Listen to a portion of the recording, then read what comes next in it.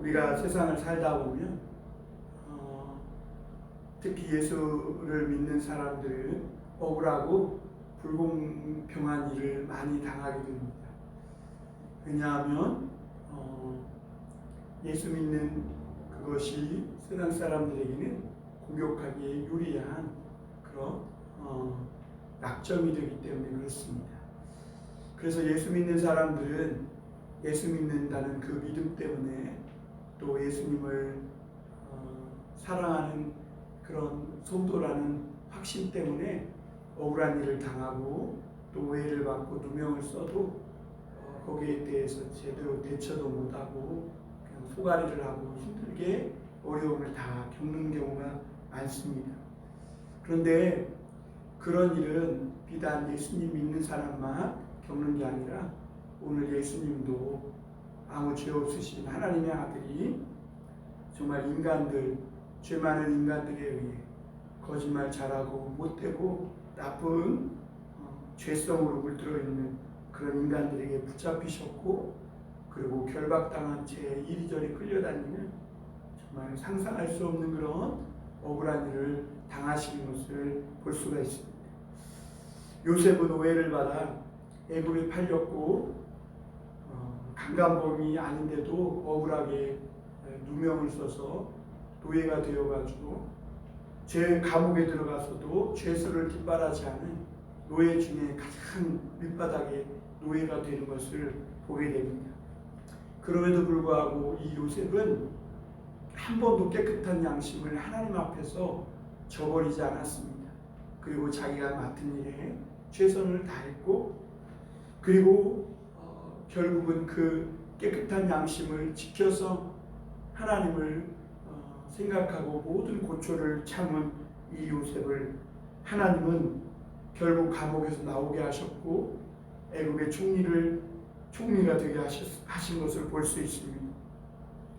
그리고 우리가 창세기 말미에 읽어보면 요셉이 이렇게 억울한 일을 당하고 말도 안 되는 누명을 쓰고 정말 이렇게 가슴 아픈 일을 겪었던 것은 결국은 그 모든 과정이 하나님의 뜻을 이루는 과정이었음을 우리가 알 수 있게 됩니다.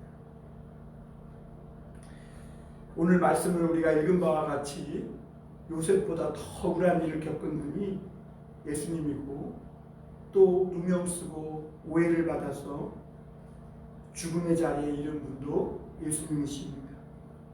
예수님은 하나님의 아들이지만 이 죄가 있는 사람의 모양으로 오셨기 때문에 예수님이 하나님의 아들이고 메시아라는 것을 아무도 알아보지 못했습니다. 그럼에도 불구하고 예수님은 하나님의 말씀대로만 살았고 하나님의 말씀대로 행하셨고 그리고 하나님의 말씀만 가르쳤음을 보게 됩니다. 그리고 하나님의 말씀을 가르칠 때 은밀히 하거나 숨겨서 울타리를 치고 이리 와봐 이렇게 해서 몰래 한 게 아니라 드러내놓고 모든 사람이 다 들을 수 있도록 그렇게 가르쳤음을 보게 됩니다. 그 진리는 항상 드러나는 것입니다. 몰래 숨어서 우리끼리 하는 것은 그게 사입이고 이단일 가능성이 높아요. 진리는 보편적이고 모든 사람이 쉽게 다가갈 수 있어야 그게 참 진리가 되는 것입니다. 어쨌거나 그런데 이 예수님을 대제사장과 유대 지도자들은 굉장히 미워했습니다. 이 예수님을 그래서 결박해서 예수님을 잡아온 것을 우리가 보게 됩니다. 우리도 이렇게 예수님을 믿고 살다 보면 억울한 누명과 오해를 쓰는 경우가 있는데 그럴 때마다 우리는 생각을 깊이 해야 됩니다. 그리고 그 힘들고 어려운 억울한 일, 오해받는 일, 누명 쓴 일 이런 것만 생각하지 말고 이런 일들을 통해서 하나님이 뜻하신 바가 무엇인지 그것을 깊이 생각하고 분명한 것은 이 세상이 또 사람들이 거짓말 잘하고 말 바꾸기를 잘하는 사람들이 이렇게 주물럭주물럭하며 이랬다 저랬다 마음대로 하는 것 같지만 결국에는 모든 일들이 하나님의 뜻대로 되고 또 하나님은 분명히 다 아시기 때문에 언젠가는 그 모든 억울한 일들을 또 오해를 다 벗겨주신다는 것을 믿어야 하는 것입니다. 오늘 우리가 첫 번째 생각해 볼 것은 하나님의 아들이신 예수님이 결박당한 채 이리저리 끌려다녔다는 것입니다. 12절부터 14절 말씀 한번 보겠습니다. 이에 군대와 전부장과 유대인의 아랫사람들이 예수를 잡아 결박하여 먼저 안나스에게로 끌고 가니 안나스는 그 해의 대제사장인 가야바의 장인이라. 가야바는 유대인들에게 한 사람이 백성을 위하여 죽는 것이 유익하다고 권고하던 자르라. 이렇게 말씀합니다. 예수님은 결박당한 채 어디로 끌고 갔냐면 끌려가셨냐면 전직 대제사장이었던 안나스의 집으로 끌려갔어요. 그러니까 죄가 있으면 로마 병정이나 그 재판장으로 끌려갔어야 되는데 하나님을 가장 앞에서 섬기는 그 대제사장의 전직 대제사장의 안나스의 집, 지금 가야바 대제사장으로 섬기고 있는 가야바의 장인인 안나스의 집으로 끌려간 것을 보게 됩니다. 이 안나스는 이 예수님을 잡으려고 가장 적극적인 그런 노력을 했던 사람이 바로 이 안나스였습니다. 우리가 볼 때는 이 안나스가 전직 대제사장이고 하니까 하나님과 제일 가깝고 그래서 예수님과도 잘 통할 것 같고 예수님의 진리를 막 사랑할 것 같고, 그런데 실제로는 이 가야바는, 이 안나스는 진리는 별로 관심이 없었고 그는 온통 돈과 권력과 이런 것과 잘 통했고 그는 하나님을 섬기는 대제사장이 아니라 마귀의 종, 마귀를 섬기는 마귀 종이었던 것을 우리가 볼 수가 있습니다. 그의 사위 가야바는 그래서 예수님의 죽음을 제일 먼저 예언한 사람이었던 것을 보게 됩니다. 그래서 오늘 14절에 보면 가야바는 유대인들에게 한 사람이 백성을 위하여 죽는 것이 유익하다고 권고하던 자라. 그 한 사람이 누구냐? 바로 예수님입니다. 많은 사람이 예수님을 믿게 된 결정적인 계기가 뭐냐면 죽은 나사로가 살아나는 거예요. 이 일로 인해서 수많은 유대인들이 예수님을 믿었어요. 왜냐하면 죽은 자가 살아났다는 것은 이것은 분명히 선지자든 뭐든 하나님께로 온 것이고 하나님께서 이 유대 백성 이스라엘에게 무언가 하실 말씀이 분명히 있다는 것을 그들은 믿었어요. 그런데 유대 지도자들, 하나님을 섬긴다고 하는 이 대제사장들과 율법사들과 서기관들은 이 예수님이 죽었던 나사로를 살린 이 일을 달리 해석한 거예요. 야, 정말 하나님의 종이다. 야, 저 사람이 정말 하나님이 보내신 선지자가 그래도 뭔가 되나 보다. 이렇게 해석한 것이 아니라 이 예수라는 이상한 청년이 자꾸 죽은 사람을 살려내고 이상한 능력을 행하니까 많은 추종자들이 생긴다는 거예요. 그 자기들의 세력보다 지금 예수님을 따르는 세력이 커지는 거예요. 그러니까 자기들의 설자를 잃어버릴까 봐. 그러니까 이 예수를 미워하기 시작한 것입니다. 그리고 이 예수를 따르는 추종자가 세력이 커져서 밀란이 일어나면 로마 군인들과 충돌이 일어나서 많은 유대인들이 죽게 될까 봐 이 예수라는 사람이 죽는 것이 유대 백성을 위한 거다, 이런 식으로 해석했던 것을 보게 됩니다. 사실 그 마음속 속내에는 자기들이 설자를 잃어버리고 또 진리를 사랑하지 않는 그 백성들을 사랑하지 않고 돈과 권력에 찌들어져 있는 그 당시 대제사장들의 속내를 여실히 드러내 준 것이었습니다. 사실 예수님은 사역을 하면서 많은 사람을 끌어모은 적도 없어요. 12제자를 주님이 부르셔서 나를 따라오너라 라고 하셨지, 많은 사람들이 예수님께 따라오면 예수님은 그 사람을 돌려보냈어요. 예수님이 광야로 나아가서 많은 예수님이 기적과 능력으로 병 고쳐 주셨을 때 그 예수님의 치유를 바라고 많은 사람들이 광야까지 예수님을 쫓아나왔을 때 그들의 굶주림을 보고 예수님은 오병이어 기적을 행하셨거든요. 그리고 그것으로 이 백성들을 먹이시고 다 집으로 하나하나 돌려보내셨어요. 그러니까 예수님은 사람을 모아가지고, 많은 사람을 모아가지고 그것을 자기 세력으로 삼고 자기 힘으로 삼고 자기 권력으로 삼을 생각이 추구도 없었고, 그리고 예수님은 로마를 욕하거나 로마와 충돌한 적도 한 번도 없어요. 오히려 하나님의 것은 하나님께 바치고 가이사의 것은 가이사에게 바치라고 하셨고, 그리고 베드로에게 가서 낚시질을 해가지고 물고기를 잡으면 거기에서 동전이 있을 텐데 그걸 가지고 세금을 내라고 주님은 그렇게 말씀하셨던 것을 보게 됩니다. 그런데 반면 이 가야바는 로마를 굉장히 신경 쓰는 거예요.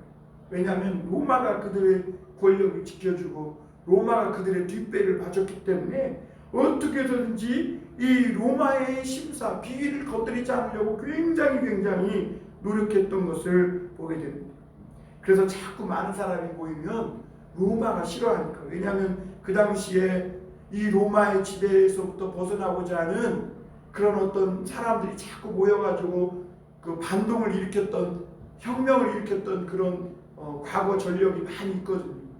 그러니까 많은 사람이 모이지 못하도록 자꾸 그것을 두려워하고 로마를 신경 썼던 것을 보게 됩니다.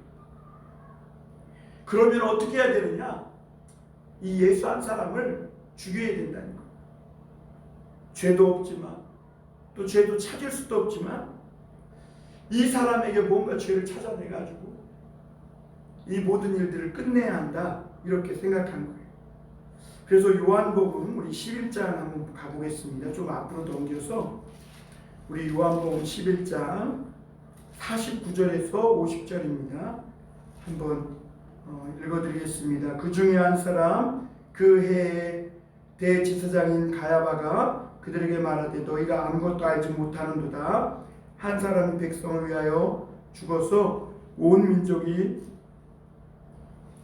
망하지 않게 되는 것이 너희에게 유익한 줄을 생각하지 아니하는도다 하였으니, 이 말은 스스로 함이 아니요 그 해의 대제사장이므로 예수께서 그 민족을 위하시고 또 그 민족만 위할 뿐 아니라 흩어진 하나님의 자녀를 모아 하나가 되게 하기 위하여 죽으실 것을 미리 말함이라. 그러니까 지금 이 가야바와 안나스는 이 예수님 한 사람을 죽이고 자기들이 원하는 뜻대로 그 이스라엘을 움직이고자 했지만, 사실 이 모든 것의 너머에는 하나님의 큰 뜻과 계획이 있었음을 보게 됩니다. 그래서 이 가야바의 말은 결국 이 예수님이 십자가에 달려 죽으심으로 정말 이 가야바의 말대로 진정으로 이 이스라엘 백성들을 위할 뿐만 아니라 전 세계에 흩어져 있는 하나님의 사람들을 모아가지고 하나님 나라의 천국에 들어가게 하실 것을 미리 말씀하고 미리 예언한 것처럼 된 것이다, 이렇게 말해요. 달리 말하면 참새 한 마리도 이 떨어지려면 하나님의 허락 없이는 안 된다는 거예요. 그러니까 예수님이 지금 결박당하고 이리저리 끌려다니는 거, 겉으로 보면 이게 상상도 안 되는 일이고 입에 거품 물고 비판할 일이고 막 따지고 들 일이고 밀란이 일어나고 혁명이 일어나도 부족한 상황이에요. 그런데 예수님은 그러지 않았다는 거예요. 하나님의 말씀을 믿었어요. 참새 한 마리가 떨어지는 것도 하나님의 허락 없이는 절대로 안 된다는 걸 믿은 거예요. 그래서 제자들이 보는 앞에서 정말 무기력하게 결박당하고 정말 이리저리 끌려다니고 대제사장의 종, 그것도 노예인 그자가 손으로 예수님의 얼굴을 치고 마치 지가 대제사장의 권이라도 있는 것처럼 예수님께 너가 이따위로 대제사장에게 대답하느냐? 그러면서 예수님을 모욕 주고 그래도 예수님은 모든 것을 하나님의 말씀대로 행하시고 말씀만 말하시고 말씀만 대답하신 것을 보게 됩니다. 어떻게 보면 너무 무모하고 어리석은 것 아닌가? 입 뜯다 뭐하나? 아닌 건 아니라고 해야 되지 않나? 우리 인간적인 생각으로는 그래야 마땅할 것 같아요. 그래야 의도 세워지고 오해도 벗기고 누명도 벗겨질 수 있을 것 같아요.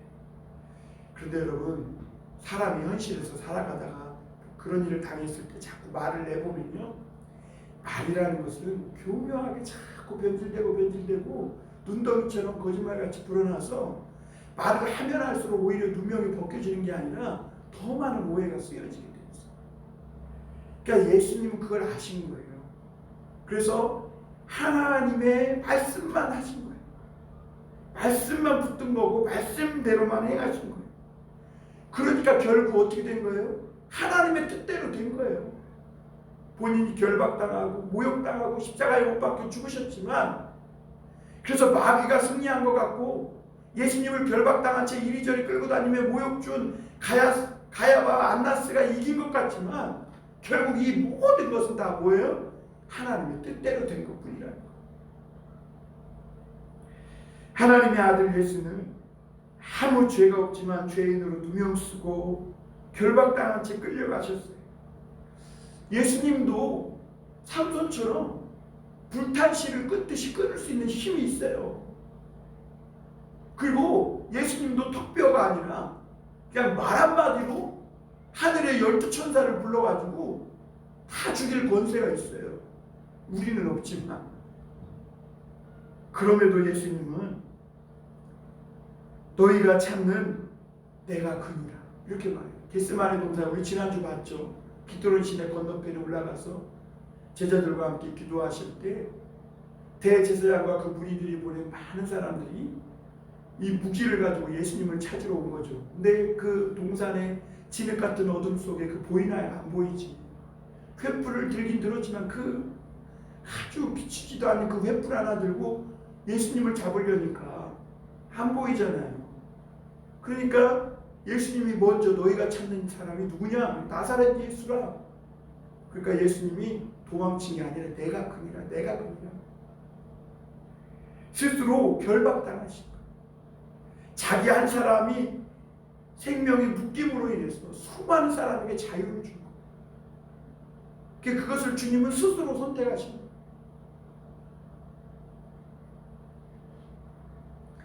왜냐하면 자기 한 사람이 묶임을 당하는 것이 하나님의 뜻을 이루는 것이고 죄의 결박에 묶인 많은 사람들에게 자유와 해방을 주는 것임을 주님은 아셨기 때문에 내가 그니라 하고 스스로 죽음을 찾아 결박 당하시러 나아가신 것이죠. 예수님은 오늘도 우리에게 이렇게 말씀하세요. 마태복음 5장에 보니까 사람들이 너희를 죄인 취급하고 미워하고 박해하고 욕하고 오해하고 핍박할 때 기뻐하고 즐거워하라. 하늘의 상이 큼이라 그랬고 옛날에 하나님이 보낸 선지자들도 다 그런 일을 당했다는 거예요. 하나님의 뜻대로 살려고 하는 자마다 하나님의 메시지를 갖고 온 사람들마다 그런 일을 안 당한 사람이 없다는 거예요. 디모데후서 3장에 보니까 무릇 경건하게 살고자 하는 자마다 핍박을 받으리라. 여러분 겉으로만 당하는 것이 핍박이에요. 하고 싶은 말 다 쏟아내지 못하는 것이 얼마나 큰 괴로움이고 핍박이에요. 왜 그렇게 안 해요? 경건하게 살고자 하기 때문에 그래요. 사람들이 아니라 하나님을 두려워하기 때문에 그런 거예요. 그러므로 예수님은 사람들이 하는 말에 너무 상처받고 너무 마음 아파하지 말라는 거예요. 기분 나빠하거나 감정 상하지도 말라는 거예요. 무엇이 하나님의 말씀인지 그것만 잘 분별하고 하나님의 말씀대로만 하면 하나님의 말씀대로 살아가기만 하면 모든 것이 다 하나님의 뜻대로 이루어집니다. 여러분 우리는 그런 거 여러 번 경험했잖아요.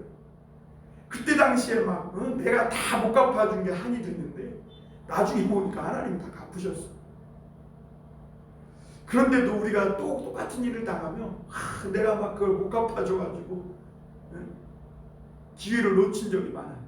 그런데 뒤돌아보면 기회를 놓치기 감사한 거. 그때 내가 했더라면 그냥 그걸로 끝나고 뭐 그 정도 수준에서 갚아주고 끝났을 텐데 하나님의 뜻이 이루어지니까 이거는 뭐 상상이 안 되는 거죠. 그냥 없어져 버려요. 없어져 버려요. 오늘 두 번째로 생각해 볼 것은 그러나 베드로는 예수님을 부인했다는 것입니다. 베드로는 사실 처음에는 어떻게든지 예수님을 놓을 수가 없었어요. 왜냐하면 그만큼 베드로는 예수님을 좋아했고 사랑했어요. 그러나 그만큼 또한 아직 베드로는 연약했고 준비되지 못한 거예요. 어쨌거나 베드로는 예수님을 이렇게 끌려가도록 내버려 둘 수가 없었어요. 겟세마네에서도 말고의 길을 칼로 쳐서 어떻게든지 싸워버려요.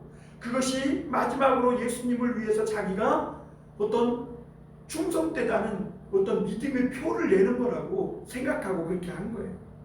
그래서 예수님이 결박당한 채 가야바 안나스의 집에 끌려갈 때도 이 기회만 되면 어떻게든지 예수님을 빼돌릴 기회를 찾고 그래서 예수님을 어떻게든지 구출하려는 의도가 있었음을 보게 돼요. 그런데 그거는 하나님의 뜻이 아니에요. 하나님은 절대로 무력이나 또는 똑같이 육신적인 힘으로 맞대응해가지고 그렇게 해서 구출하는 거 그것이 뜻이 아니에요. 아직 베드로는 예수님이 십자가에 달려 죽으심으로 많은 사람들을 심지어 그 예수님을 구출하려는 이 베드로조차도 구원해 내시려는 하나님의 큰 뜻을 깨닫지 못한 거예요. 예수님은 그걸 알아요. 이 베드로가 아직 천방지축이라는 거, 성질이 고약해가지고 고집이 강하고 예수님의 말씀을 아직까지 잘 못 깨달으니까 그냥 예수님을 사랑하고 충성 때문이 있는데 성질이 고약해가지고 어떻게 할 것을 아시는 거예요. 그래서 예수님은 이 베드로와 요한과 야고보를 따로 데리고 올라가셔가지고 내가 만약에 붙잡히고 모욕당하고 그 십자가에 달려 막 이런 일을 당해도 너희는 그때가 되면 도망치라. 절대로 의리 생각해서 신의를 생각해서 나를 구출할 생각을 절대 하지 말라고 하셨다. 그래서 예수님은 그때 너희가 예수님이 잡혀가는데 구출해야 되냐 말아야 되냐, 의리를 지켜야 되냐 말아야 되냐, 내가 비겁해져도 되는가, 하나님을 믿는데 내가 비겁해지면 안 되지, 이런 생각으로 칼을 들려고, 그래서 그렇게 하지 못해서 스스로 시험에 빠지지 않도록 기도하라 하신 거예요. 그런데 그때 이 세 제자들은 문제의 심각성을 깨닫지 못하고 그냥 자빠지 잠만 잔 거예요. 쿨쿨 잤어. 그게 결국은 어떻게 된 거예요? 넘어진 거죠. 그래서 스가랴서에 보면 내가 목자를 치리니 양들이 달아나리라 그랬어요. 예수님이 붙잡히는 그날은요, 제자들이 칼을 들고 예수님과 맞서서 예수님 편에서 어떻게든지 예수님을 지키려고 같이 힘을 쓰는 그날이 아니라 오히려 도망쳐야 된다는 거예요. 그래서 하나님이 예수님께 주신 사람이 한 사람도 죽지 않도록 그렇게 보호하는 것이 예수님의 행하실 그런 마지막 일이었던 것을 보게 됩니다. 그런데 제자들이 잠만 자다 그런 큰 하나님의 뜻을 깨닫지 못하고 예수님의 말씀을 듣고도 순종하지 못하고 고집부리다가 결국에 베드로와 한 제자는 안나스의 그 집 뜰까지, 사자의 목구멍까지, 입속까지 들어가게 되는 것을 볼 수가 있어요. 심지어 이 베드로는 못 들어가고 있는데 다른 한 제자가, 여기서 다른 한 제자는 요한인 것 같아요. 안나스의 대제사장과 아는 사이인 거예요. 왜냐하면 당시 요한의 집은 부자였고 종까지 두고 배를 부리면서 고기 잡던 큰 어부였거든요. 그러니까 아마 끈이 다 있었던 것 같아요. 그러니까 이 대제사장이 여종에게 얘기해가지고 내가 아는 친구인데 좀 들어오게 해달라 해서 베드로도 그 안나스의 집까지 들어와서 결국에는 그곳에서 예수님을 지켜보고 있는 것을 보게 돼요. 도망쳐야 하는데 도망치지 않고 스스로 사자 입속으로 지금 들어오고 있는 거예요. 그런데 여러분, 결국 여종이 알아봅니다. 여종이 알아보고 오늘 말씀해 보면 여종이 뭐라고 얘기하냐면 17절 18절입니다. 문지키는 여종이 베드로에게 말하되 너도 이 사람의 제자 중 하나가 아니냐 하니 그가 말하되 나는 아니라 하고 그때가 추운 고로 종과 아랫사람들이 불을 피우고 서서 쬐니 베드로도 함께 서서 쬐더라. 여종이 알아본 거예요.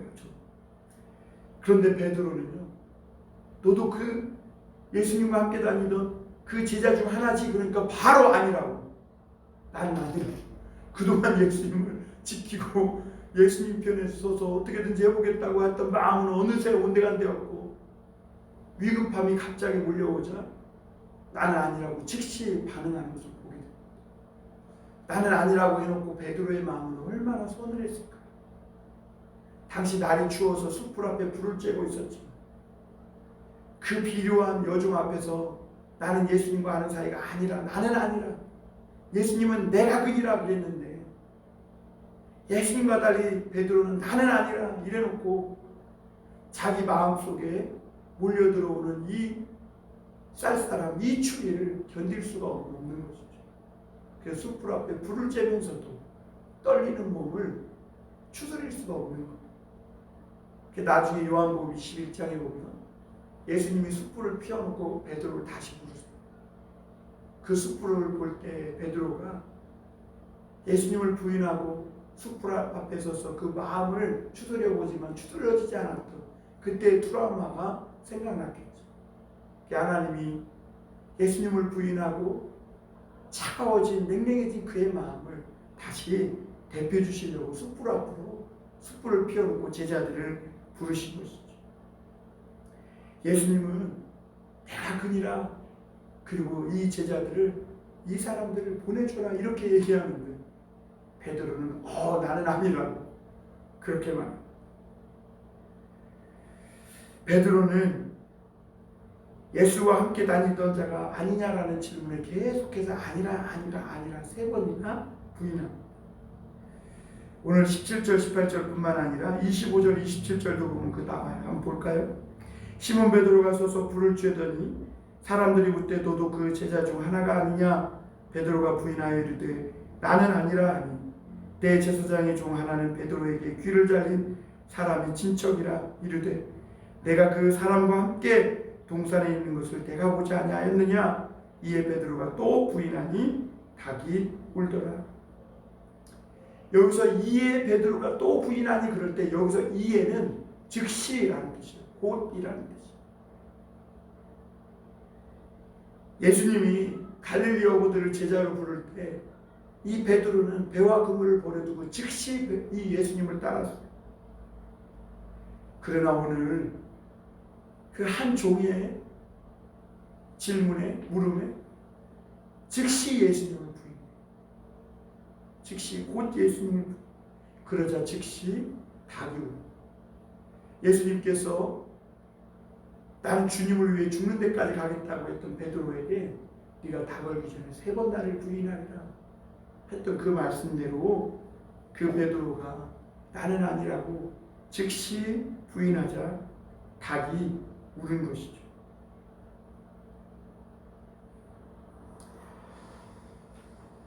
베드로는 예수님이 하신 말씀이 생각나서 밖으로 나가 울었다고 말씀하고 있습니다. 여러분, 우리는 이 말씀을 읽으면서 예수님을 믿는 사람들에게 닭 울음소리가 어떤 의미인지 알아요. 그래서 외국의 한 유명한 성당에는 닭이 있어요. 제가 옛날에 필리핀에 단기 선교를 갔을 때 거기 선교사님이 마지막으로 한국에 오는 날 이 닭을 사주더라고요. 닭, 목각이는 그 베드로 닭이라는 베드로 닭.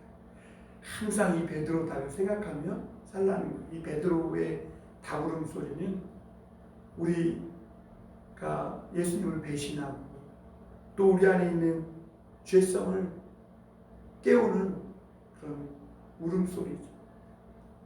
우리는 얼마나 살면서 베드로처럼 예수님을 삶으로 부인하며 삽니까? 나에게 조금만 다급함만 닥쳐도 나도 베드로처럼 나는 아니라 이렇게 말합니다. 그런데 이것보다 더 심각한 것이 뭐냐면, 그럼에도 오늘날 많은 하나님의 사람들이, 그리스도인들이 이 닭 울음소리를 듣지 못하고 있다는 것이죠. 여전히 닭은 울고 있는데 닭 울음소리를 듣지 못하고 깊은 잠에서 아직도 깨어나지 못하는 것이죠. 발람은 나귀가 말하는데도 돈에 팔려가는 줄도 모르고 계속 나귀를 매질해요. 그러니까 나귀가 말을 하는 거예요. 만약 나귀가 조금 더 갔더라면 발람은 칼 들고 있던 하나님의 천사에게 그냥 죽고 말았을 것입니다. 이제 사순절 기간인데 우리가 자다가 깰 때가 되었다고 생각해요.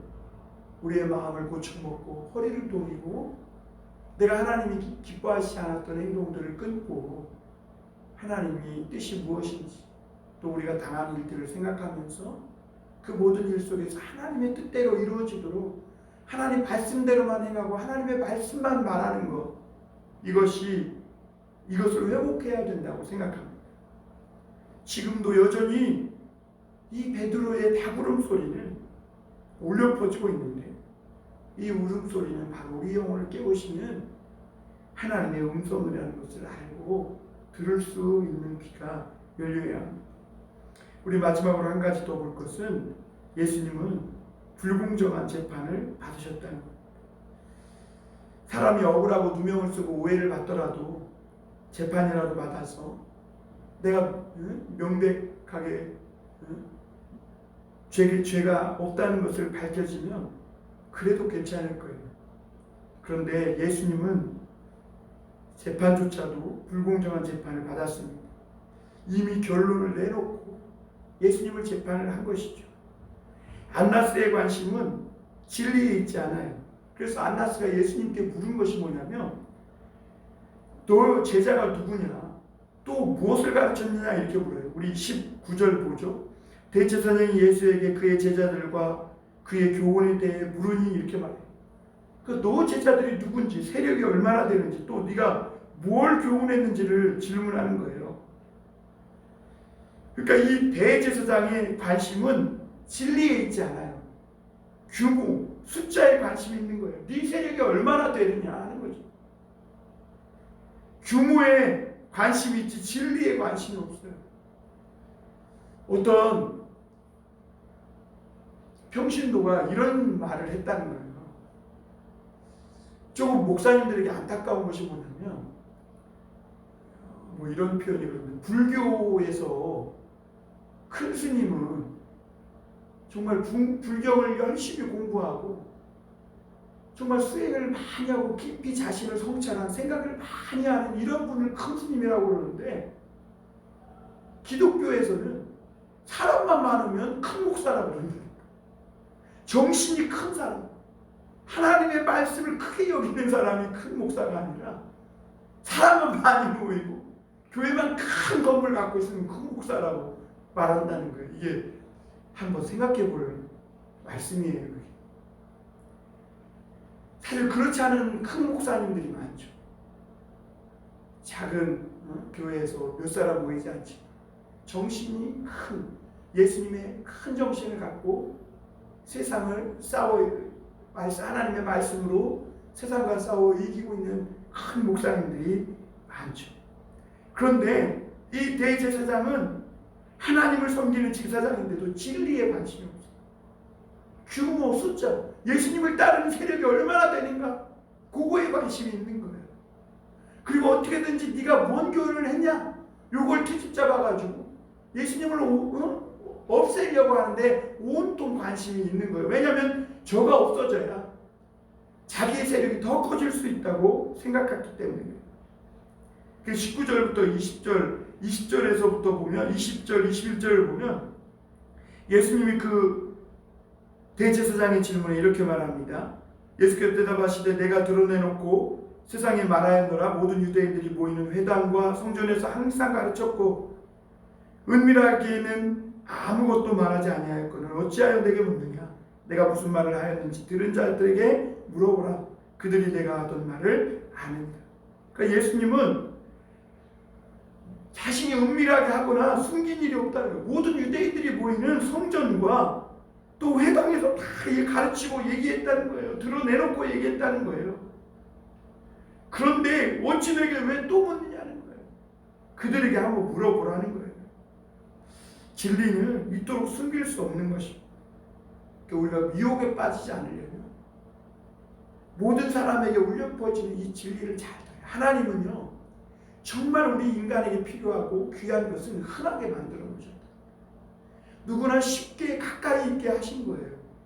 다만 우리가 어둠에 있고 우리가 죄성이 있기 때문에 내가 미혹에 빠져 있기 때문에 그것이 보이지 않는 것이고 하나님의 이 축복의 떡을 먹지 못하는 거예요. 우리가 수로보니게 여인처럼 주의 밥상에서 떨어지는 부스럭이라도 먹고자 하길 원한다면 주님은 충분히 먹여주시고 주님은 충분히 먹도록 상을 차려놓으셨는데 그럼에도 불구하고 이 대제사장은 하나님의 진리의 말씀에 하나님 나라에서 나오는 이 양식에 관심이 없는 거예요. 그러니까 드러내놓고 했음에도 그의 귀에는 한 말씀도 들리지 않는 것이죠. 22절부터 24절에 보면 그러자 하인 하나가 예수님을 손으로 얼굴을 그냥 치는 것을 볼 수가 있어요. 그러면서 하는 말이 네가 이런 식으로 대답하느냐는 거예요. 대제사장에게 당시 최고의 권위를 가지고 있던 이 대제사장이 네가 이따위로 말하느냐 그런 것이죠. 그런데 웃긴 것이 자기는 종이잖아요. 그런데 마치 자기가 대제사장의 힘과 권력이 자기 것이냐 예수님을 자기가 손으로 치는 걸 볼 수가 있어요. 얼마나 많은 사람이 힘있고 권력 있는 사람과 자신을 동일시해요. 그리고 그것으로 다른 사람을 무시하며 다른 사람을 함부로 대하며 살아가는 경우가 많아요. 자기에게는 없어. 그런데 어떤 힘 있는 사람을 자기와 동일시해서 마치 내가 그걸 추종하면 자기에게도 그것이 있는 것처럼 내가 똑똑한 사람을 좋아하고 추종하면 자기도 똑똑한 것처럼 내가 큰 교회 다니면 자기도 무슨 큰 교회 뭐 하나님 나라의 큰 성도가 된 것처럼 착각하면서 이렇게 산다는 거죠. 자기의 주제도 모르는 거죠. 안나스는 결국 예수님께 아무 죄도 찾지 못하고 결박한 채로 또 가야바에게 보냅니다. 가야바는 나중에 예수님을 신문하면서 네가 사실 하나님의 아들이냐 물어요. 그때 예수님이 뭐라고 말씀하시냐면 내가 그니라 라고 또 말씀하세요. 너희들이 찾는 하나님의 아들 바로 내가 그다. 그리고 내가 다시 올 때는 하늘에 구름을 타고 천사들과 함께 오는 것을 너희가 보리라 이렇게 말씀합니다. 그러자 이 가야바는 그 자리에서 회개하고 내가 잘못했다. 대제사장이면서도 하나님을 알아보지 못했다. 주님 용서해달라고. 주님 나를 생각해서 이랬으면 구원받았을 텐데 옷을 찢으면서 신성 못 오겠다고 하면서 이 사람은 주로 마땅하다고 하면서 예수를 죽이기로 작정하고 사형을 언도해달라고 하는 것을 볼 수가 있습니다. 세상의 권력과 돈에 눈이 멀어서 진짜 하나님의 말씀을 듣지 못하고 마지막 회개할 기회조차 놓치고 마는 것을 보게 됩니다. 가야바와 안나스는 예수님은 결박했지만 예수님은 결박당하지도 않으셨고 죽음에 머무르지도 않으셨다는 것이죠.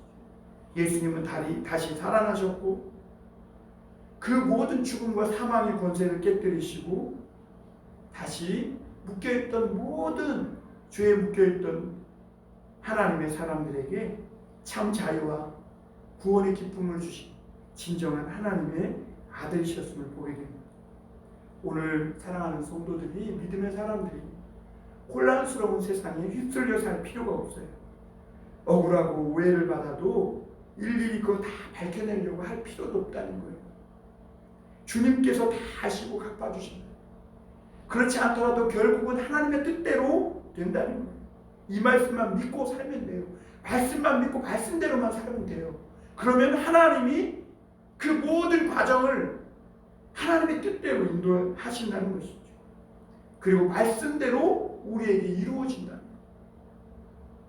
흔들리지 않는 신앙으로 혼란스러운 이 세상에서 승리하며 살아가는 저와 여러분들이 다 되시기를 주님의 이름으로 축원합니다. 기도하겠습니다.